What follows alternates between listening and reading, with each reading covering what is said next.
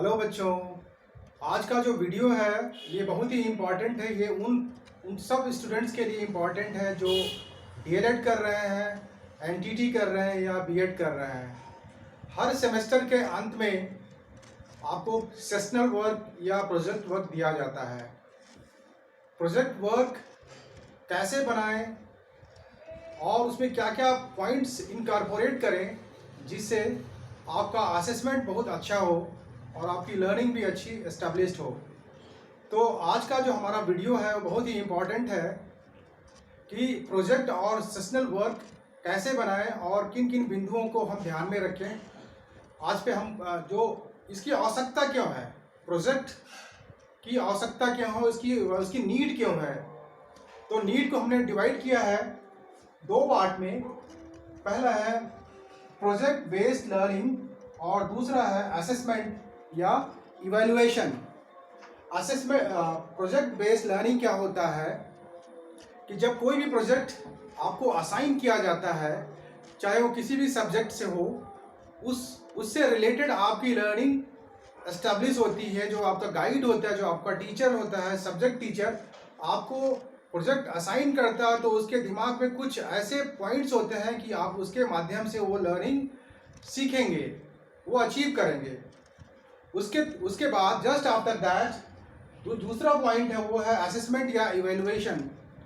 आपने अगर प्रोजेक्ट के बाद आपका इस असेसमेंट होता है, इवैल्यूएशन होता है कि आपने कितना अच्छा किया है, आपने कितना अचीव किया जो टारगेट सेट किया गया है। उसके बाद आता है आपका कि मोड। कोई भी प्रोजेक्ट अगर हम असाइन होता है तो उसके दो मोड होते हैं। एक मोड होता है आपका इंडिविजुअल मोड और दूसरा होता है ग्रुप मोड। इंडिविजुअल मोड जैसे अपने नाम से ही भी स्पष्ट है कि इसमें एक आदमी इंडिविजुअली अपना काम करेगा। दूसरा जो है वो है ग्रुप वर्क। ग्रुप वर्क में क्या होगा कि एक ग्रुप में नंबर ऑफ स्टूडेंट्स जो ट्रेनी टीचर्स होंगे उनको उसमें इनकॉर्पोरेट करके एक ग्रुप बन जाता है और वो लोग ग्रुप में एक साथ मिल करके जो भी प्रोजेक्ट होता है वो काम करते हैं। तो ये है क्या, व्हाट इज एग्जैक्टली प्रोजेक्ट या सेशनल क्या होता है ये? It is a dynamic approach to teaching by exploring real educational problem and challenges thereby developing curriculum skills. कहने का मतलब ये है कि एक ऐसा डायनेमिक अप्रोच है। इस अप्रोच के माध्यम से आप एजुकेशनल फील्ड में जो भी चैलेंजेस आ रहे हैं, जो भी समस्याएं आ रही हैं शिक्षण के माध्यम में, शिक्षा को समझने में, पढ़ाने में, लिखने में, या इससे रिलेटेड जो भी चीज़ें हैं उसकी चुनौतियों को आप समझते हैं और उसको एक्सप्लोर करते हैं और तदुपरांत आप करिकुलम को, जो करिकुलर स्किल्स है उसको आप डेवलप करते हैं। इसके माध्यम से आप क्या करते हैं, इसके माध्यम से जो स्टूडेंट के जो वेरियस इश्यूज होते हैं, स्टूडेंट की लर्निंग क्यों नहीं अचीव हो पा रही है, उसमें क्या क्या चीज़ें इंप्रूव करना चाहिए, कौन सा हम टीएलएम डेवलप करें जिसके माध्यम से पर्टिकुलर कंटेंट को हम पढ़ा पाएँ, इजली सिखा पाएँ। और इसके अलावा क्या हो गया कि जो प्रोजेक्ट के माध्यम से आप जो भी इंफॉर्मेशन या नॉलेज गेन करते हैं वो काफ़ी दिनों तक आपके दिमाग में बना रहता है। आइए देखते हैं स्टेप्स क्या क्या होता है। हम कोई भी प्रोजेक्ट जो है जब हम करते हैं तो उसके स्टेप्स जो है उसको हम देखते हैं। स्टेप्स में जो होगा आपको you have to identify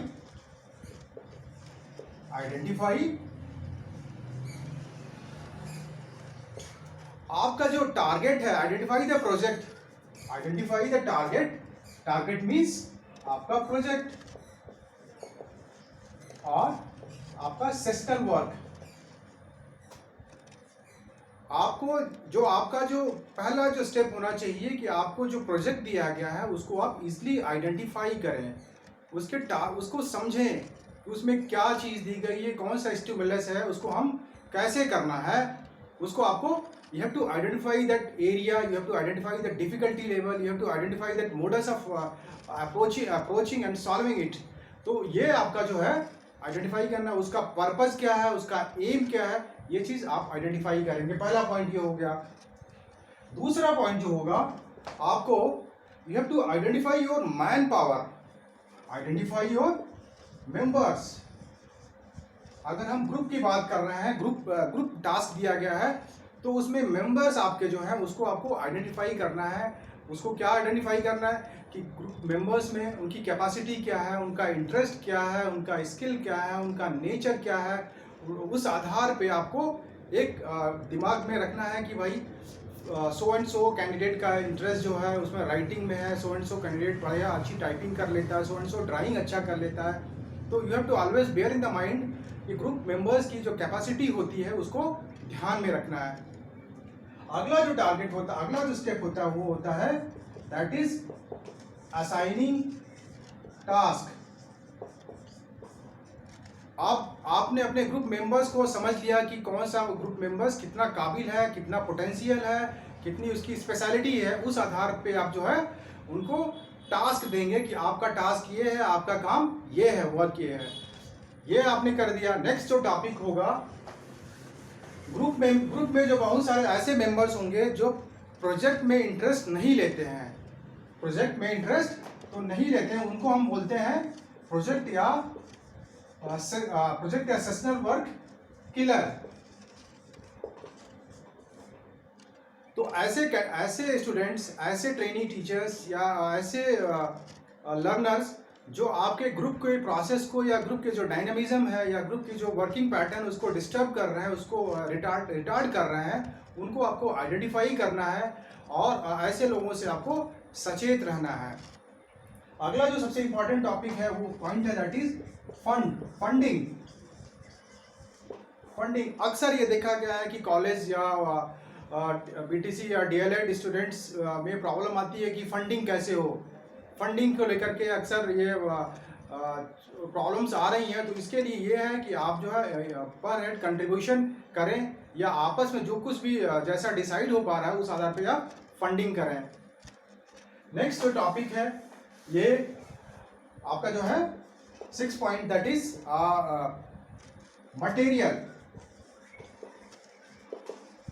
material में जो आपका जो टारगेट दिया गया है, जो आपका एम है, जो आपका प्रोजेक्ट है, जो आपका सेशनल है, उसके दृष्टिकोण, उसके पॉइंट ऑफ व्यू से आपको मटेरियल चूज करना है। मटेरियल चूज करते समय you have to be very meticulous, you have to be very cautious कि हमें किस तरह का मटेरियल चूज करना है। उसमें जो पहला है आपको जीरो इन्वेस्टमेंट या सस्ते आइटम्स को आपको चूज करना है। चीप आइटम्स या जीरो इन्वेस्टमेंट आइटम को, ज़्यादा पैसे, ज़्यादा खर्चीले आइटम्स को आपको इसको नहीं लेना है आपको जो भी प्रोजेक्ट के लिए। दूसरा होता है इको फ्रेंडली मीन्स हमें ऐसे आइटम्स लेने हैं जो इको फ्रेंडली हो, जो एटमॉस्फेयर को या कोई पॉल्यूशन को इंक्रीज न करे, ऐसे आइटम्स को लेना। उसके अलावा हमें वेस्ट आइटम को प्रेफर करना चाहिए कि वेस्ट आइटम से हम कुछ ऐसा सेशनल वर्क पूरा कर सकते हैं, ऐसा कोई आइटम टीएलएम बना सकते हैं जो हमारे लिए यूजफुल हो। अगला जो पॉइंट होगा स्टेप में दैट इज टाइम लिमिट का मतलब ये हुआ कि अगर आपको कोई टारगेट या कोई प्रोजेक्ट या कोई सेशनल दिया गया है तो you are suppose to finish within the due time. अगर आप टाइम ज़्यादा लगा रहे हैं तो दैट मीन्स आप में वो चीज़ नहीं हो पा रही है, वो गलत मैसेज देता है। इसके अलावा जो है ये सेशनल प्रोजेक्ट से क्या क्या फ़ायदे, क्या क्या लाभ आपको मिलते हैं, क्या करता है, it develops your organising skill. एक ग्रुप है, एक बैच है, अगर 10 लोग हैं तो उसमें आपस में जो ऑर्गेनाइजिंग जो स्किल होगी, जो क्वालिटी डेवलप होगी, ये आप सब में विकसित होगा। एक ऑर्गेनाइजिंग कैपेसिटी, ऑर्गेनाइजिंग ट्रेड्स आपके अंदर विकसित होगा। इसके अलावा क्या होता है, इसके अलावा देखा गया है कि ग्रुप बनता है तो ग्रुप बनाने का कई पैटर्न होता है, रोल नंबर वाइज बनता है, अल्फाबेटिकली बनता है। तो हो सकता है एक कैंडिडेट दूसरे कैंडिडेट से बात नहीं करता हो, लेकिन जब ग्रुप बन जाता है तो आपस में वो लोग बात करते हैं।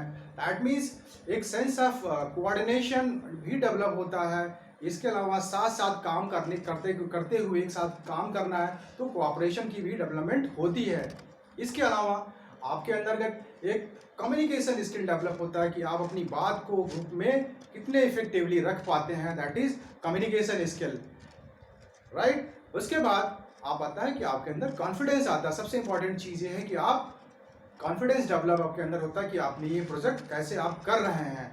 प्रोजेक्ट करने के लिए आपको बहुत चीज़ें रिसोर्सफुल होना पड़ता है। आप रिसोर्सेज देखते हैं, तो एक क्वालिटीज ये होती है कि you become resourceful, you explore the things, explore the ideas. तो इसके बाद आपकी रिसोर्सफुलनेस की क्वालिटीज डेवलप होती है। ले अगला जो सबसे इंपॉर्टेंट पॉइंट है ये है आपका रिकॉर्ड्स। रिकॉर्ड्स क्या होता है? रिकॉर्ड्स वो चीज़ है कि जो आप लिख रहे हैं, जिस पे आप काम कर रहे हैं, जो सेशनल वर्क कर रहे हैं, जो प्रोजेक्ट वर्क कर रहे हैं, उसकी रिकॉर्डिंग होनी बहुत ज़रूरी है। आप फाइल करिए, फाइल में लिखते रहिए, उसको नीट एंड क्लीन फाइलिंग करते रहिए। आपने कोई टीएलएम बनाया, आपको कोई प्रोजेक्ट वर्क मिला है, कोई किट बनाना है, कोई टीएलएम बनाना है, कोई एजुकेशनल मटेरियल बनाना है, तो आपको उसका प्रोसीजर लिखना है, उसकी मेकिंग प्रोसेस लिखनी है। ये आपकी आइडेंटिटी होती है, आपकी इंडिविजुअलिटी होती है, आपकी ग्रुप की एक अपनी यूनिकनेस होती है। तो रिकॉर्ड इज वेरी इंपॉर्टेंट। अब जो सबसे इंपॉर्टेंट पॉइंट आता है दैट इज इवैल्यूएशन। इवैल्यूएशन या असेसमेंट कैसे होगा? सबसे बड़ा मुद्दा यह है कि आपने सेमिनार आपने प्रोजेक्ट बना दिया, आपने सेशनल वर्क बना दिया, दिमाग में कहीं न कहीं ये टेंशन रहता है कि हमारा कैसा सेशनल वर्क होगा, इसका इवैल्यूएशन कैसे होगा। तो इवैल्यूएशन करने के 3 क्राइटेरिया हैं। पहला है कि on the basis of PPT. PPT means power point presentation. अगर आप पावर पॉइंट प्रेजेंटेशन पे आप अपने प्रोजेक्ट को या अपने सेशनल जो वर्क है उसको आप दिखा रहे हैं, तो उस आधार पे आपकी इवैल्यूएशन की जाएगी। दूसरा होता है कि आपका जो है रिटन फाइल वर्क, जो आपने लिखा है, जो आपने बनाया, उसकी प्रोसेसिंग की है, आपने लिखा है, उसको आपने फोल्डर में रखा है, उसको डेकोरेट किया है, उसको अच्छी तरह से ऑर्डर में रखा है, इंडेक्स बनाया है, इंडेक्स के बाद आपने पेजिंग की है, और उसकी उस आधार पे भी आपकी एक असेसमेंट होता है। तीसरा होता है आपका वाइवा, जो आप जब आप दे देते हैं, आप ये जब आते हैं अपने रिकॉर्ड्स को लेकर के, तो उस आधार पे भी आपके PPT and file works, then आपका वाइवा। ये यहाँ तक तो इवैल्यूएशन हो गया। अब आता है कि क्या चीज़ आप करें।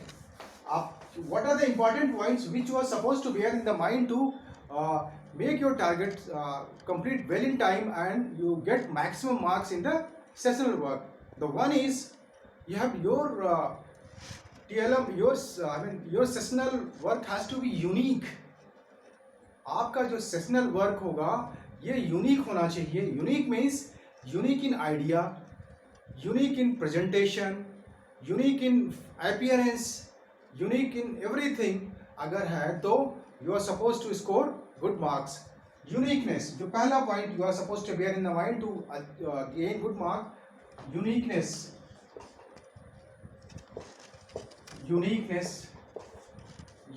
होना चाहिए आपके सेशनल वर्क में। सेशनल वर्क में यूनिकनेस का मतलब कि आपकी जो आइडिया में यूनिकनेस हो, आपका प्रेजेंटेशन यूनिक हो, आपका जो आपके जो सेशनल वर्क का जो टीएलएम है वो यूनिक हो। उसके बाद जो सबसे दूसरा इंपॉर्टेंट है दैट इज आपका होता है learning outcome.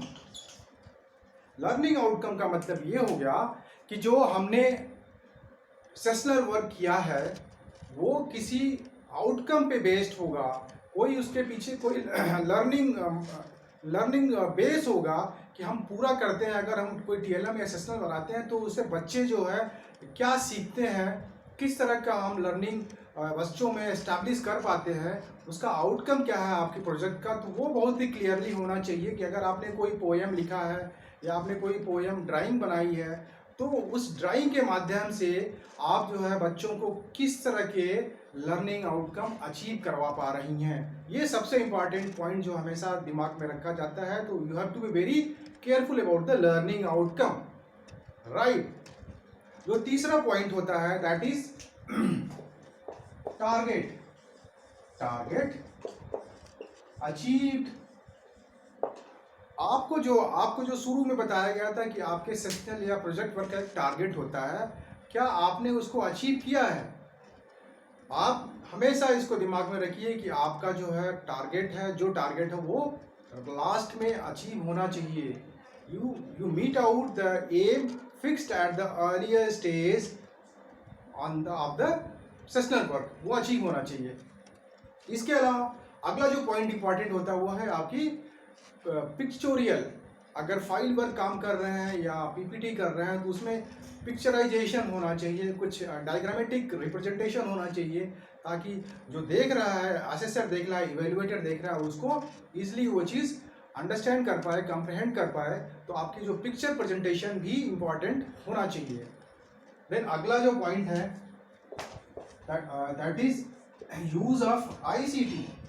ICT means information communication and technology. Use of computers, use of laptops, use of cell phones, use of internet to make your presentation, to make your project, to make your sessional work unique. तो आप इसका इस्तेमाल, ICT का इस्तेमाल खूब करिए, जितना कर सकते हैं आप। if you are comfortable to work on ICT, you go ahead. And the last point is that neatness. आप जो भी फाइल वर्क काम कर रहे हैं, ये आपका नीटनेस बहुत ज़रूरी होता है। आपको क्या नहीं करना है, आपको क्या जो नहीं करना, जिससे आपकी जो है रेटिंग या आपकी जो असेसमेंट जो है मैटर करता है, वो है आपका कि जब आप प्रोजेक्ट वर्क कर रहे हैं या असेसमेंट वर्क कर रहे हैं तो ये किसी दूसरे आपके बैच के साथियों से ये मैच न करता हो, उससे कॉपी की न गई हो। आप एकदम हूबहू सेम टू सेम कंटेंट अगर आप बना रहे हैं या लिख रहे हैं तो वो गलत है, उस पर आपकी रेटिंग अच्छी नहीं होगी। इसके अलावा है कि कोई भी आपका जो सेशनल या प्रोजेक्ट होगा, ये बहुत ही ज़्यादा कॉस्टली नहीं होना चाहिए। ये चीज़ हमेशा ध्यान में रखना चाहिए। तो हमारी तरफ से ये आप सबको शुभकामनाएं हैं और thank you very much, all the best.